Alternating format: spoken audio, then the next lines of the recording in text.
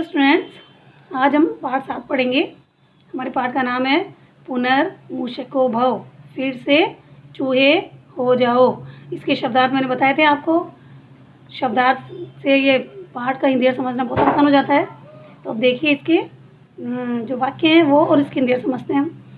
पूरा एकस्मिन् वने एक है महातपा नाम मुनि वसति स्म। पूरा यानी प्राचीन काल में, पूरा का अर्थ क्या हो जाएगा? प्राचीन काल में। एकस्मिन् वने यानी एक वन में। एक है महातपा, एक महातपा नाम मुनि वसति स्म। वसति स्म नहीं रहता था। प्राचीन काल में एक वन में एक महातपा नाम का एक मुनि रहता था। सह एकदा आश्रमात् बहिः एकम बालमूषकम अपश्यत्। सह यानी उसने, एकदा यानी एक बार, आश्रमात यानी आश्रम के, बही यानी होता है बाहर, आश्रम से बाहर, एकम यानी एक, बाल मूषकम, बाल यानी छोटा, मूषकम यानी चूहा, छोटा चूहा, अपश्यत यानी देखा। उसने एक दिन आश्रम के बाहर एक छोटे चूहे को देखा। सह मुनि तम मूषकम अति स्नेहेन अपालयत्। उस मुनि ने, तम यानी उस, मूषकम यानी चूहे को, अति स्नेहेन यानी बहुत प्रेम से, अपालयत् यानी पाला। उस मुनि ने उस चूहे को बहुत प्यार से पाला।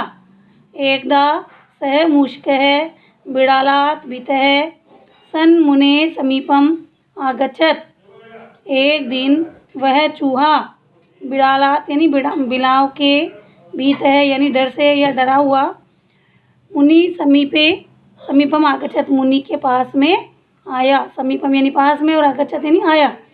एक दिन वही चूहा या वह चूहा बिलाव से डरकर ऋषि के समीप में आया या ऋषि के पास आया, मुनि के पास आया। मुनि अपृच्छत्, मुनि ने अपृच्छत् यानी पूछा। मुनि ने पूछा, भो मूषक, भो यानी हे, मूषक यानी चूहे, हे चूहे, त्वं कस्मात् भीतः असि। त्वं यानी तुम, कस्मात् यानी होता है किस लिए, भीतः असि यानी डर रहे हो, तुम किस लिए भयभीत हो या किस लिए डर रहे हो। मूषकः अवदत्, चूहा बोला, अवदत् यानी होता है बोला, लंग लकार है, भूतकाल है ये, तो इसका हो जाएगा बोला। चूहा बोला, हे मुने यानी हे मुनि, अहम बिडालात् भीतः अस्मि। मैं, अहम यानी मैं, बिडालात् यानी बिलाव से, भीतः अस्मि भयभीत हूँ या डरा हुआ हूँ। मुनि मूषकम अवदत्, मुनि ने मूषक यानी चूहे को, अवदत् यानी बोला या कहा। मुनि ने चूहे को बोला, त्वम अपि बिडाला भव, तुम भी बिडाला भव यानी बिडाल यानी बिलाव हो जाओ, भव यानी हो जाओ, तुम भी बिलाव हो जाओ। मुनेः तपस्यायाः प्रभावात् सः मूषकः बिडालः अभवत्। मुनि तपस्यायाः प्रभावात् यानी मुनि की तपस्या के, प्रभावात् यानी प्रभाव से, सह मूषकः यानी वह चूहा, बिडालः अभवत् बिलाव हो गया। एक बार इसकी हिंदी बोल रही हूँ मैंने, यहाँ तक पर वापस रिवाइज कर रही हूँ। प्राचीन काल में एक वन में एक महातपा नाम का मुनि रहता था। उसने एक दिन आश्रम के बाहर एक छोटे चूहे को देखा। उस मुनि ने उस चूहे को अत्यधिक प्यार से या बहुत प्यार से पाला। एक दिन वह चूहा बिलाव से भयभीत होकर मुनि के समीप आया। मुनि ने पूछा, हे चूहे, तुम किस लिए भयभीत हो? तो चूहा बोला, हे मुनि, मैं बिलाव से भयभीत हूँ। तो मुनि ने चूहे को कहा या बोला, तुम भी बिलाव हो जाओ। मुनि की तपस्या के प्रभाव से वह चूहा बिलाव हो गया। नेक्स्ट पैराग्राफ देखिए इसका। एकदा सः बिडालः कुक्कुरात् भीतः आश्रमम् आगतवान्। एक बार वह बिलाव, बिडाल यानी बिलाव, कुक्कुरात् यानी कुत्ते के, भीतः यानी भय से, आश्रमम् आगतवान् आश्रम में आया। एक दिन वह बिलाव कुत्ते के डर से आश्रम में आया। मुनि तम कुक्कुरम अकरोत्। मुनि तम कुक्कुरम अकरोत्। कदाचित् एषः कुक्कुरः व्याघ्रस्य गर्जनां श्रुत्वा भयभीतः सन् आश्रमम् आगच्छत्। तो यहाँ था कि एक बार वह बिलाव कुत्ते के डर से आश्रम में आया तो मुनि ने उसे कुत्ता कर दिया, यानी उस बिलाव को भी कुत्ता बना दिया। कुक्कुरम यानी कुत्ता, अकरोत यानी कर दिया।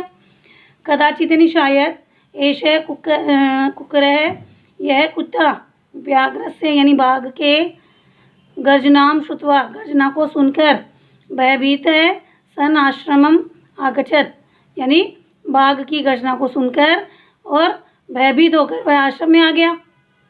कौन आ गया? कुत्ता आ गया, जिसे उसने बिलाव से कुत्ता बनाया था। यदा मुनिः तस्य भयस्य कारणम् अजानात् तदा सः दयालुः मुनि तं कुक्कुरम् अवदत्।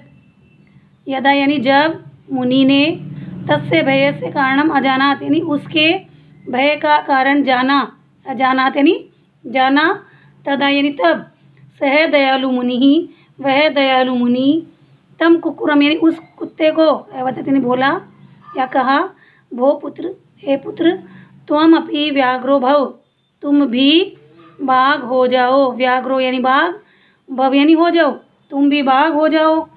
मुनेः तपोबलेन मुनि के तप के बल से, सह कुक्कुर है वह कुत्ता, व्याघ्रो अभवत् बाघ हो गया। वापस देखिए, एक बार रिवाइज कर रही हूँ इस पैराग्राफ को भी। एक बार वह बिलाव कुत्ते से भयभीत होकर डरकर आश्रम में आया। मुनि ने उसे भी कुत्ता बना दिया या कुत्ता कर दिया। शायद यह कुत्ता बाघ की गर्जना सुनकर भयभीत हो गया और आश्रम में आया। जब मुनि ने उसके भय का कारण जाना तब उस दयालु मुनि ने उस कुत्ते को कहा या बोला कि हे पुत्र, तुम भी बाघ हो जाओ। मुनि के तपोबल से या तपस्या के बल से वह कुत्ता बाघ हो गया।